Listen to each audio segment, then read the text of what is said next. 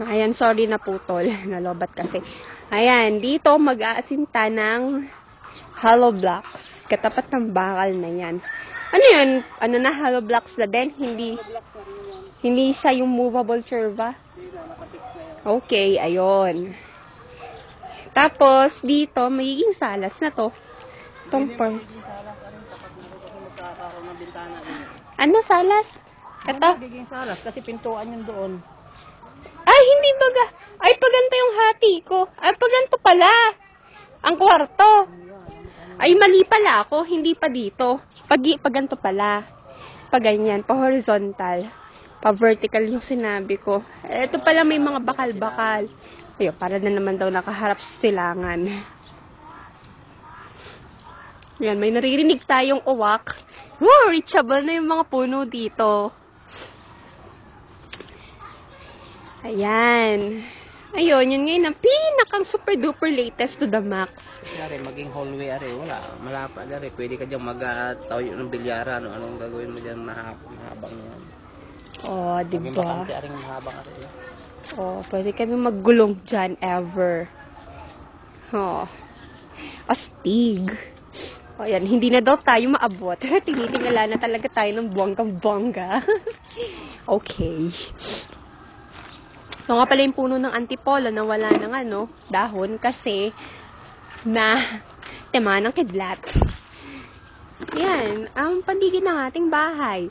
Ito yung matatanaw mo pag dito ka umakyat sa second floor.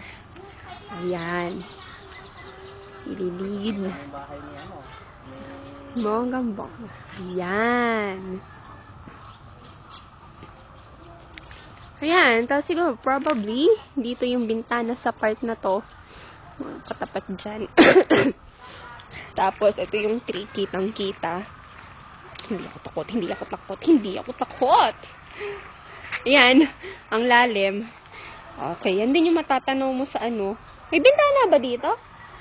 Wala, firewall yan. Firewall? Baka ulit ang glass block dyan. Okay. Kasi pangtangga ng hangin yan, dyan nagdadaan. Ay, glass block, banyo nga pala to. Dito sa part na to, may bintana? Wala.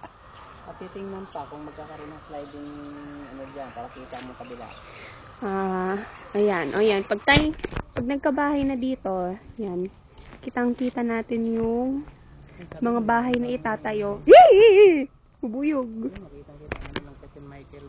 Yan. Kitang-kita mo yung view ng St. Michael over there. Hanggang dito. Ayan. Tapos, dito kami nadaan. Doon. Ito yung hagdanan. Nasaan na ba yung hagdanan? Takang init. Mag-alas 8 kasi ngayon eh. Yun. Basta doon, lumiliban kami doon. Tapos ito yung bubong ng ating bahay-bahayan. Yan. Sarap dito. Ang saya.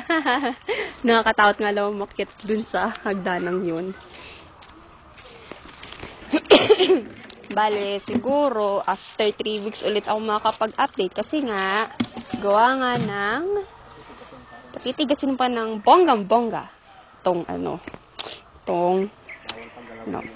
Yan. Bawal pang galawin. Yung mga kahoy-kahoy sa ilalim. Mga plywood na pinagpako-pako ng 2 linggo at mga bakal-bakal pa sa ilalim. Ayan. Ang lawak niya, talaga, promise. Medyo natatakot talaga ako. Pero mababa lang naman to oh. Ayan. Ang ating second floor. Oh. Sige, yun lang sa ngayon. Bye-bye.